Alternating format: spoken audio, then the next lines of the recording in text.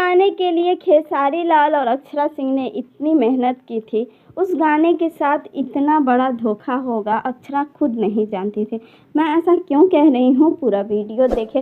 और वीडियो आपको पसंद आए तो लाइक शेयर कमेंट करना बिल्कुल ना भूलें और हमारे चैनल को भी सब्सक्राइब कर दें भोजपुरी की ऐसी ही तमाम न्यूज़ को पाने के लिए। चलिए खबर पे बात करते हैं। आप सभी को बता दूं कि खेसारी लाल और अक्षरा सिंह का एक सैड सॉन्ग, होली सॉन्ग आने वाला है खेसारी वर्ल्ड पे, और ये गाना 11 तारीख को हमारे बीच आने वाला है। लेकिन अभी से ही इस गाने को लेकर काफ़ी विवाद हो गया है। कुछ ग्रुप में इस गाने को शेयर भी कर दिया गया है। तो कहीं ना कहीं एक छोटी सी गलती के कारण अक्षरा सिंह के गाने को पूरी तरह से बिखेर के रख दिया, और इस बात से अक्षरा सिंह काफ़ी ज़्यादा दुखी भी हैं और उन्होंने ये कह दिया कि मैं इस चीज़ को बिल्कुल भी सपोर्ट नहीं करती हूँ।